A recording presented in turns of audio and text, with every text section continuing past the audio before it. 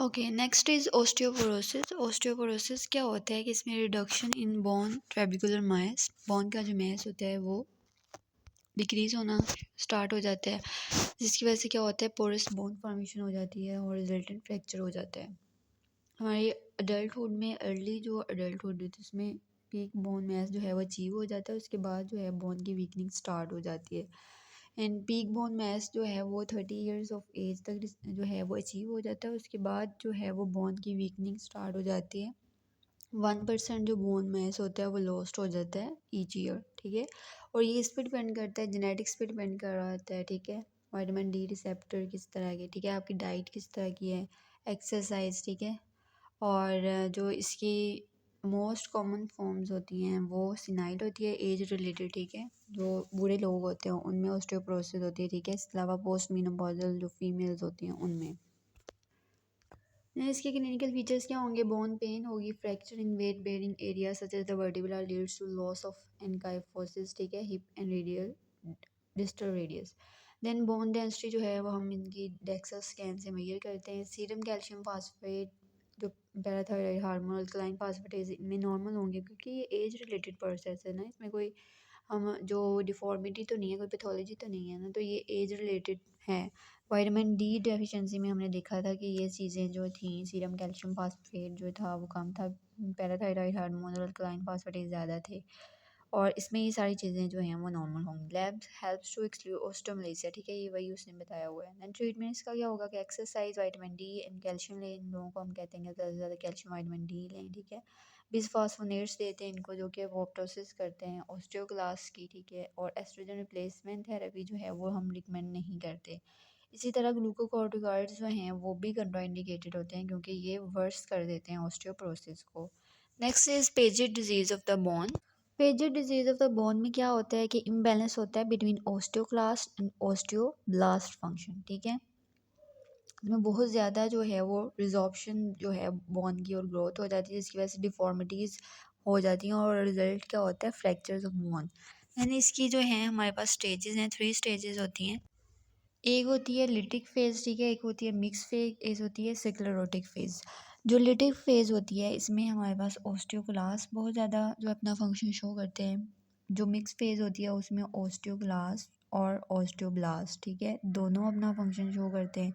जो sclerotic phase होती है उसमें जो है वो ओस्टियोब्लास्ट जो हैं वो इन्वॉल्व होते हैं, ठीक है। बहुत ज़्यादा जो है वो बोन रिजॉर्प्शन हो जाती है और हैफेज़र्ड जो है वो बोन की ग्रोथ होती है, ठीक है। और रिजल्ट क्या होता है कि बहुत ज़्यादा फ्रैक्चर्स होते हैं। Imbalance between osteoclast and osteoblast function and it is seen in late adulthood greater than 60 years की एज में, ठीक है। एटियोलॉजीज की अननोन होती है, पॉसिबली वायरल होती है। Then it involve more than one bones, ठीक है। मेनली जो बोन्स इन्वॉल्व होती हैं वो entire skeleton, does not involve the entire skeleton, ठीक है।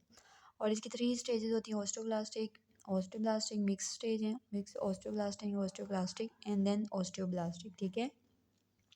एंड रिजल्ट क्या होगा, थिक बोन, स्क्लेरोटिक बोन होगी जो कि इजीली फ्रैक्चर कर जाएगी, ठीक है। और इसमें हमें जो है मोज़ैक लाइक पैटर्न नजर आता है, जिक्सा पजल लाइक अपीयरेंस, ठीक है, ये इंपॉर्टेंट है।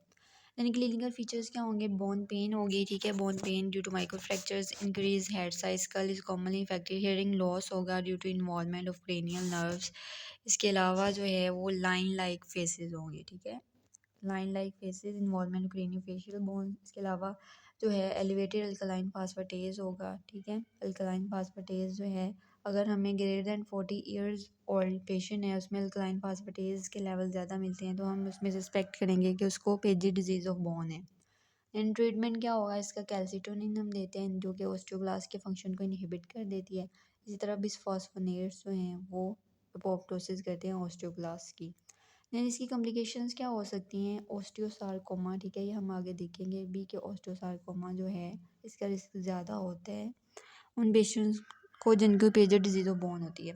इसी तरह हाई कार्डिक आउटपुट फेलियर, ठीक है, due to formation of AV shunts in bone. So this is all about Paget's disease of the bone. Next is osteomyelitis. Osteomyelitis क्या है, it is the infection of the bone marrow, ठीक है। और ये किस में होती है, यूजली चिल्ड्रन में होती है और बैक्टीरियल होती है मोस्ट कॉमनली, ठीक है। और स्प्रेड कैसे करती है, हेमाटोजेनस रूट से, ठीक है। और जो चिल्ड्रन होते हैं उनमें ये मेटाफेसिस से स्प्रेड करती है, और जो है अडल्ट्स उसमें ये एपिफाइसिस से स्प्रेड करती है, ठीक है। अब इसके कॉजेज़ क्या हो सकते हैं? स्टेफिलोकोकस ऑरियस हो सकता है, जिसके इसका मोस्ट इंपॉर्टेंट काज है, ठीक है। देन वो पेशेंट जो सेक्चुअली एक्टिव यंग एडल्ट्स होते हैं उनमें नाइजीरिया गोनोरिया हो सकता है। इसी तरह सिकल सेल डिजीज़ में इसका काज साल्मोनेला हो सकता है। डायबिटिक्स और आईवी ड्रग अब्यूज़र में सूडोमोनास हो सकता है। और वो पेशेंट जिनमें कैट और डॉग बाइट या स्क्रैचेस होते हैं उसमें पास्चरेला हो सकता है। इसी तरह जब पॉट डिजीज़ हो जाती है, ठीक है, उसमें माइकोबैक्टीरियम ट्यूबरकुलोसिस हो सकता है। अब इसमें होता क्या है? अब इसमें क्या होता है कि ये बैक्टीरियल इन्फेक्शन है ना, अब जहाँ भी कहीं भी कोई इन्फेक्शन होगी वहाँ पे पस प्रोड्यूस होगी, ठीक है, क्रॉनिक इन्फ्लेमेशन होगी, पस प्रोड्यूस होगी। अब वो पस क्या करती है कि वो जो है वो इंट्राओशियस प्रेशर जो है वो ज़्यादा कर देती है, ठीक है। और उसकी वजह से क्या होता है, इम्पेयर्ड ब्लड फ्लो हो जाता है, बोन को ब्लड सप्लाई नहीं जाती, ठीक है, वहाँ पे इस्कीमिया हो जाता है और रिजल्ट क्या होता है, नेक्रोसिस। जब नेक्रोसिस स्टार्ट हो जाती है तो बोन जो है वो डेड हो जाती है, ठीक है। अब उस डेड बोन को हम क्या कहते हैं, उसको हम स्क्वेस्ट्रम कहते हैं, ठीक है। देन क्या होता है कि जो है उस डेड बोन की जगह जो है वो न्यू बोन फॉर्मेशन होती है और उसको इन्वोलक्रम कहते हैं, ठीक है।